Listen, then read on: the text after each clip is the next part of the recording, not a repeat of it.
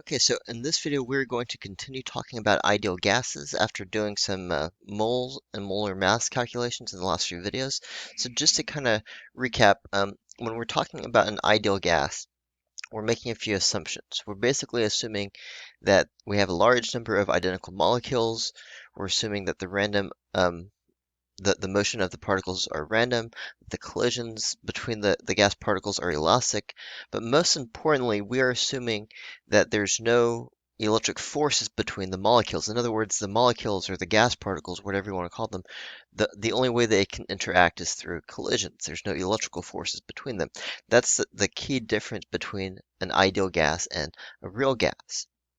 Okay, and so one reason why we're making the assumption that the volume of the molecules is negligible is because if the gas particles are too close together, or if the volume is too big relative to the container, if they're close enough together, then there actually are electrical forces between the gas particles, and it's no longer an ideal gas, which is one reason why we talked about in one of the past videos why in an ideal gas, you typically can approximate a real gas as an ideal gas at high volume, at low pressure, at relatively low temperatures, because otherwise, if you have like a high pressure situation where the gas particles are compressed together, then you can no longer ignore the forces between them, and you no longer have an ideal gas.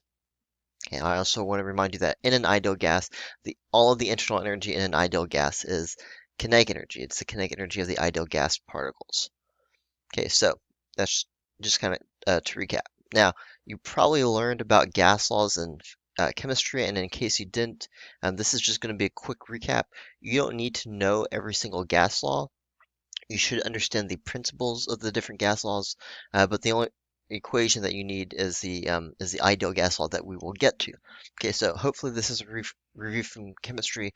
If not, as long as you understand the basic principles, you don't need to know like the names of the laws or anything like that. Okay, basically over time, it was found experimentally over many years and decades and stuff there's different relationships when you're talking about an ideal gas. There's different relationships between pressure, temperature, and volume. Okay, and so we can kind of talk about these three laws. Again, you don't need to know like the names or anything like that. I'm never going to ask you like which one is Boyle's law. That's not something I remember because I'm not a chemistry teacher. But basically, um, Boyle's law was a law where they discovered that if you have a gas, an ideal gas at a constant temperature, the volume of the gas varies inversely with the pressure of the gas, assuming the temperature and mass of the gas are constant. Now, what does that mean? Okay, well, that basically means that if you have a gas and the temperature is constant, if the volume goes down, the pressure of the gas goes up, which, if you think about it, kind of should be common sense. In fact, we've kind of talked about that principle in the very first video in thermal physics. Okay, so that's basically Boyle's law. Okay, volume goes up, pressure goes down, and vice versa. Charles' law basically relates the volume of an ideal gas to temperature. Okay, and basically what Charles' law says is that the volume of a gas, of an ideal gas, at constant pressure, assuming the pressure is not changing, is directly proportional to the temperature measured in Kelvin. And basically that's a fancy way of saying if the temperature of the gas doubles, the volume of the gas is also going to double. And if the temperature goes down, the volume is going to go down by the same proportional amount. And then you have Guy-Lussac's law, which basically relates pressure to temperature, and it says that the pressure of a given amount of gas held at constant volume is directly proportional to the temperature measured in Kelvin. So in other words, if you were to double the temperature of an ideal gas, then the pressure would also double. Now, again, you don't need to like have all three of these laws memorized. That's not important for the IB physics curriculum. What you do need to know about is what's called the ideal gas law. And so we will talk about the ideal gas law in just a minute. I just really quickly want to go through these three laws in a little bit more detail, and then we'll talk about the ideal gas law and do some calculations with that. Okay, but again, for calculation purposes, the only one you really need is the ideal gas law, which kind of combines all three of these. Okay, but just to go through them in more detail, this is basically like a visual representation of Boyle's law. You can see Boyle's law relates the volume and pressure of an ideal gas. Since the very first video in this, we kind of talked about pressure of a gas having to do with the frequency of collisions that the gas particles make with the container walls. And so it should make sense that if you decrease the volume of a gas, that the pressure should also increase, right? Because if there's less space for the gas particles to move around, and obviously they're going to collide more frequently. Okay, so notice we do have kind of like an inverse relationship here, whereby as the volume of the gas increases, the pressure kind of decreases asymptotically down to zero. Asymptotically meaning there's like an asymptote right here. Now, one application of this has to do with breathing. And you might not know this, but basically when you breathe in, okay, when you have what they call here inspiration, when you breathe in, if you breathe in slowly and you pay attention to what's happening with your body, you might notice that the diaphragm in your stomach actually expands out, or I guess in the picture it says it contracts. So if you breathe in deeply, you can feel your stomach is pushing out. Okay, so that is your diaphragm expanding. And as the volume of your diaphragm gets bigger, the pressure of the air inside your lungs gets smaller. Okay, and so if there's higher pressure uh, outside in the air compared to your lungs, then that means air is going to get forced from high pressure to low pressure and it's going to go into your lungs. Whereas when you breathe out, when you exhale, your diaphragm relaxes, the volume of the air actually decreases, which means that the pressure inside your lungs increase and push the air back out of your mouth into the surrounding air. Okay, and so that's just kind of like a simple application of Boyles Law, which relates the volume and pressure of an ideal gas. Okay, so this one, I think this is Charles' Law. I honestly have trouble keeping, or maybe it's the other one, Gay-Lussac's Law, maybe. I have trouble keeping track of the names. Basically, this one is what they call the pressure law on the slide, relates the temperature of an ideal gas to the pressure. These are proportional to each other when you have an ideal gas. In other words, if you were to double the temperature in Kelvin, the pressure would also double. And we know that because temperature is a measure of the average kinetic energy of the particles in a gas. So obviously, if they are moving twice as fast on average, or I should say with twice as much kinetic energy on average, they're going to collide twice as frequently. Okay, and so that also follows. Now, one application of this is if you ever um, buy, I guess this is what is it called? Airwick. So this is like the aerosol sprays that you get. Um, that make your house smell nice. But if you look at a can of pressurized gas on the back, it usually has like a warning label, and it basically says, very flammable, don't expose this to high temperatures, yada yada yada. Okay, and the reason it says that is because those cans have compressed gas in them, obviously, and when you heat them up, if you heat them up, don't do that, by the way, it's dangerous. But if you were to heat them up, the pressure inside would increase, and if it gets too high, then it could cause the can to explode, which would be bad. Okay, so don't do that. Okay, and the last one, well, I guess this one is Charles's law, so the other one must have been Gay-Lussac's law. It relates temperature and volume, and again, as you can see from this picture, if you take a gas and you compress it, the temperature to um, is going to go up. Actually, let me flip that around. I think I said that backwards. If you were to take a gas at a constant temperature, that's the key thing. And when you're talking about Charles' law, you're assuming the pressure is constant. Okay. In a situation like this, if you take a gas and you heat it up, the volume is also going to increase. Okay, and so you can imagine, like, if, let's say you had a balloon filled with air, if you were to heat up the air, the balloon would expand. Okay, and I am going to link a fun video demonstration of Charles' law that relates temperature and volume, just to see that kind of like application piece. But the key is that all three of these gas laws can be combined into what's called the ideal gas law. Okay, in this equation, this is the ideal gas law, PV equals nRT. Okay, you might have seen it before in chemistry, but if not, this is the ideal gas law. This is the only gas law that you are responsible for doing calculations with. And you can see pressure, volume, and temperature all show up in this gas law. Okay, so what does this gas law say? Okay, so basically P is the pressure of an ideal gas, V is the volume of an ideal gas, N represents the number of moles of the ideal gas, R represents what's called the gas constant, and T represents the temperature of the gas in Kelvin. Okay, now I'll put up a slide that has all of these quantities in just a second. Okay, so in case you missed it, don't worry. Okay, but do note that the ideal gas law, this is going to sound really obvious, but the ideal gas law only applies if you have an ideal gas. Okay, and so if you're in a situation where you can make the assumption that you have an ideal gas, then you can do calculations with the ideal gas law. Okay, so PV equals nRT. And I promised you, here it is. Here's the ideal gas law. Here is a list of the different quantities of the ideal gas law along with the units. Remember that the SI unit for pressure is the Pascal. The ideal gas law also works though if you have the pressure in atmospheres, as long as you also have the volume in liters. And that's less common to see nowadays. Usually the IB will give you problems only in SI units, but it does work with atmospheres and liters and not just pascals and cubic meters.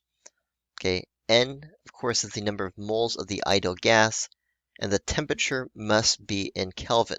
When we did calculations with Q equals mc delta T, change in temperature can be in Celsius or Kelvin. Temperature, though, has to be in Kelvin. Okay, so it's really important that you understand that in this equation, the temperature has to be measured in Kelvin. R is what's called the gas constant, and in SI units, that has a value of approximately 8.31. And you would be given that gas constant, of course. Okay, so make sure you add this to your notes, and we're going to do some basic calculations with the ideal gas law. Okay, keeping in mind that this equation only applies if you can make the assumption that the gas you're dealing with is an ideal gas. Okay, so make sure you know what those assumptions are. All right, so example 1. Example 1 says how many moles of an ideal gas would it take to occupy 0.0025 cubic meters at a pressure of 1.5, capital M is mega, okay, so megapascals. That's 1.5 times 10 to the 6 pascals. And a temperature of 250 degrees Celsius. Okay, so as I'm looking at that, I'm thinking, well, in the ideal gas law, I've got T, but T has to be in Kelvin. And so I'm going to need to convert that to Kelvin. Okay, so I'm asked how many moles. So that's going to be N.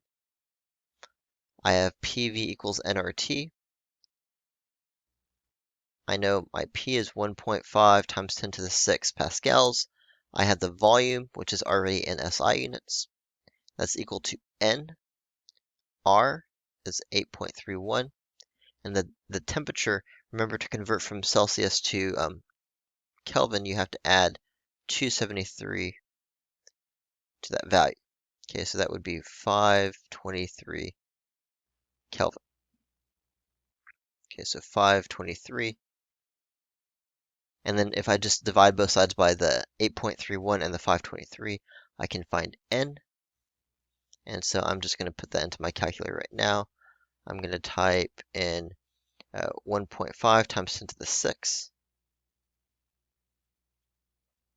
times 0.0025 divided by 8.31 and then divide by 523.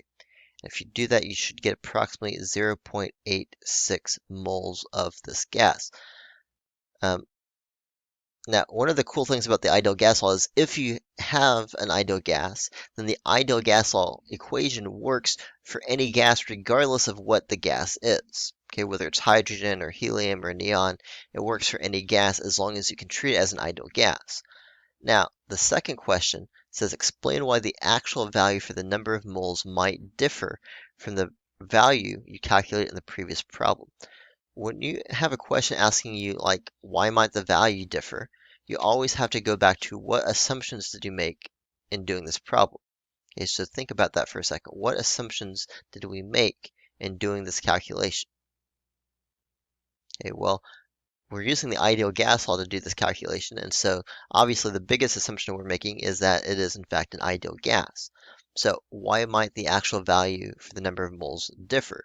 Well, this gas might not be, you might not be able to treat this gas as an ideal gas. Now, if you said that, you may or may not get full points for that because you need to go into more detail.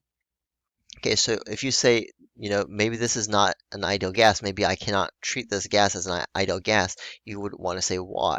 Okay, when I'm looking at this problem, I'm looking at this pressure right here, 1.5 megapascals. That's a high pressure. Remember, an ideal gas you typically have at a high volume, low pressure, moderate temperature, anything to prevent the gas particles from getting too close together, because if they get too close together, then those electrical interactions take over and you no longer have an ideal gas. Okay, and so a better answer to the second question might be, because this gas is at a high pressure and low volume, um, we cannot assume that this ideal or that this gas is going to behave as an ideal gas, and therefore the ideal gas equation um, this might not apply, and so that's why the actual value might be different. Okay, so that would be a better way to answer that second part of the question. Pause there if you need to look at it some more.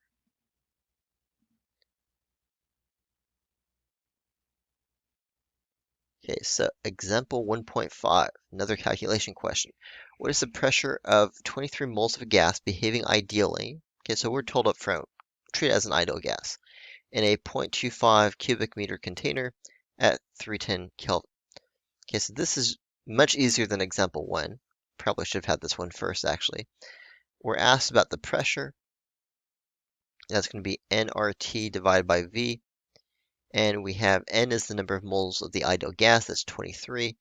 R is the gas constant, 8.31. T is the temperature of the gas in Kelvin, which we already have it in Kelvin, that's 310. And then the volume is 0.25. Okay, and as long as everything is in SI units, which it is here, then our answer is going to come out in pascals. Okay, so I'm going to multiply all those and then divide by 0.25, and I get a big number, 237,001 pascals. Okay, so simple calculation involving the ideal gas law. Pause there if you need to look at it some more.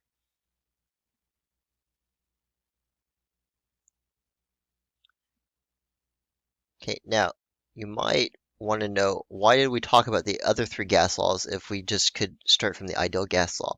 Okay, so I want to show you that you can actually derive the other gas laws we talked about from the ideal gas law equation. Okay, so let me show you this in example 2. So example 2 says, show that the combined gas law can be derived from the ideal gas law if you assume that the number of particles remains constant. Okay, so this is what the combined gas law equation is. You don't need to like know that or anything, but it's basically saying like use the ideal gas law to show that this equation is true. Okay, so this is how you would approach such a problem. Okay, so this is the ideal gas law.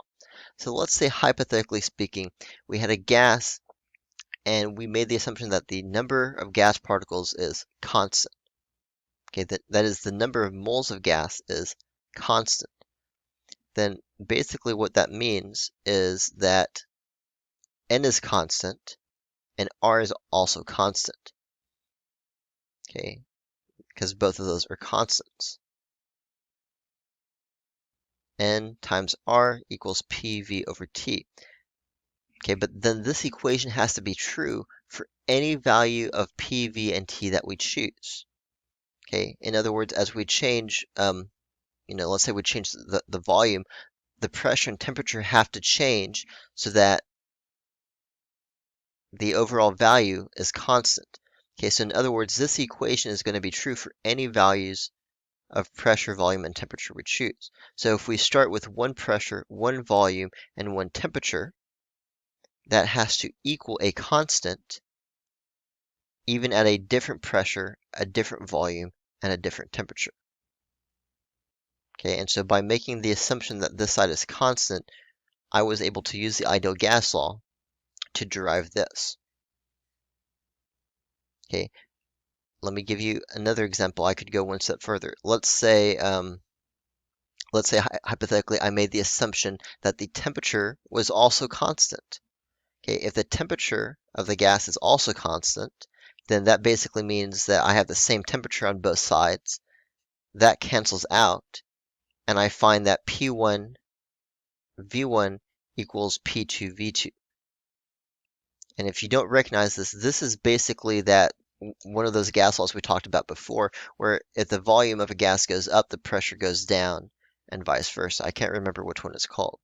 Okay, but the point is you can use the ideal gas law to derive those other three gas laws if you wanted to. Okay, that's why the only one that you really need to know is the ideal gas law.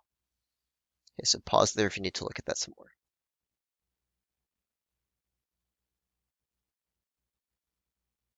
All right, so just to do one more calculation question, try to do example 2.5 on your own.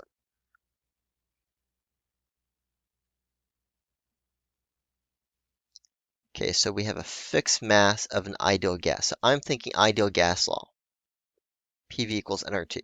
When it says a fixed mass, that means the amount of the gas is fixed. Okay, that means N is also fixed. That means N is a constant. Okay, so a fixed mass of an ideal gas has a volume of this value. I'm going to call this volume 1. And I'm going to call this T1 temperature 1. If its temperature is increased to 365 Kelvin, I'm going to call this T2. At the same pressure, as soon as I read this, I'm thinking that means P is also constant. If it says it's the same pressure, P is also a constant. What is the new volume V2? Okay, so this is one of those questions where you really need to think about what we talked about on the last example, because this is not a problem where you can just like plug numbers in and get the right answer. You have to think, okay, so P is constant, N is constant, R is constant. So from this equation, basically I have, let's see, V divided by T equals N R over P. Now, why did I rearrange it like this? Because I want to get all the constant stuff on the same side. So this thing with the box, all of that is constant. Now what the value is doesn't matter. The point is it's constant, it doesn't change. That means this equation has to be true for any value of V and T that I choose. So in other words, V1 over T1, if the equation works for this volume and this temperature, the proportion has to be a constant, meaning it has to also work for volume V2 and temperature T2. Okay, so in other words, I can solve the problem like this. 0.41 over 301 equals V2 over 365. All I have to do is rearrange that and I will be done. And somebody is going to be thinking, oh, it's just a proportion. It is basically just a proportion, but you need to understand why this proportion works. The answer, by the way, is 0.17 cubic meters. Okay, so mathematically it works by starting from the ideal gas law and making the assumptions that certain things are constant, setting the equation equal to that constant, and then going from there. Okay. And the reason you need to understand that process is because you're given this equation, you're not given this one. Okay, but if you understand what we just did, then you can start here and come up with this. All right, so we're going to go ahead and stop the video there. As always, please let me know if you have any questions, and I'll see you guys in the next video.